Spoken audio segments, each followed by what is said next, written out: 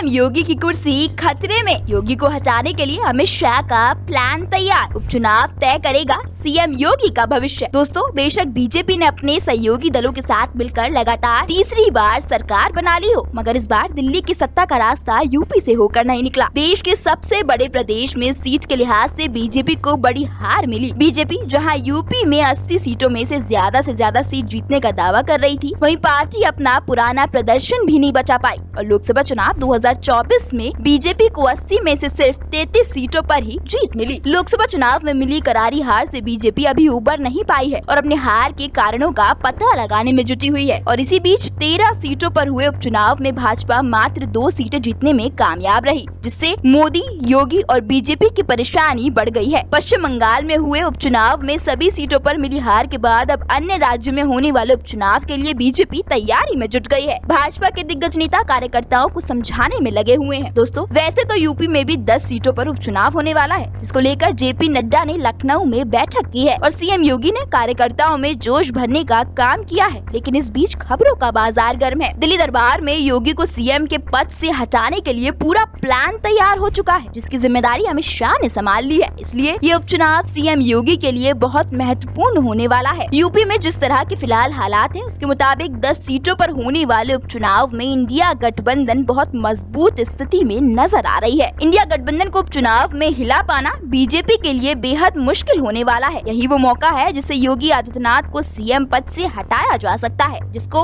अमित शाह और मोदी खोना नहीं चाहते हैं। दोस्तों, यूपी में लोकसभा चुनाव में मिली हार के बाद बीजेपी में अंदरूनी कलह भी देखने को मिल रही है। लोकसभा चुनाव से ही मोदी और अमित शाह योगी को सीएम पद से हटाने का मन बना चुके हैं, मगर अभी तक उस तरह का माहौल नहीं बना। हाँ, अगर लोकसभा चुनाव में बीजेपी को अकेले बहुमत मिल जाती तो पीएम मोदी शायद प्रधानमंत्री पद की शपथ लेने के बाद ही योगी को रास्ते से हटा देते, लेकिन ऐसा नहीं हुआ और बीजेपी लोकसभा चुनाव में 240 सीटों पर सिमट कर रह गई और उत्तर प्रदेश समेत सभी राज्यों में करारी हार का सामना करना पड़ा, जिसके चलते योगी सीएम पद पर बने हुए हैं। पर ये तो तय है कि ये उपचुनाव सीएम योगी का भविष्य तय करेगा। हालांकि उपचुनाव को लेकर उत्तर प्रदेश के मुख्यमंत्री योगी आदित्यनाथ ने भाजपा कार्यकर्ताओं का हौसला बढ़ाया, साथ ही भाजपा के कार्यकर्ताओं को किसी भी स्थिति में बैकफुट पर न आने की नसीहत भी दी। लोकसभा चुनाव में मिली हार के बाद उपचुनाव में 13 सीट में से 2 सीटों पर मिली जीत को देखते हुए जहां भाजपा अब अपनी नाक बचाने के लिए जुटी है, वहीं दूसरी तरफ योगी को सीएम पद से हटाने की तैयारी तेज कर दी गई है। अब देखना ये होगा कि उपचुनाव के बाद सीएम योगी आदित्यनाथ मुख्यमंत्री पद पर बने रहते हैं या नहीं। खैर, आप लोगों की इस पर क्या राय है, हमें कमेंट कर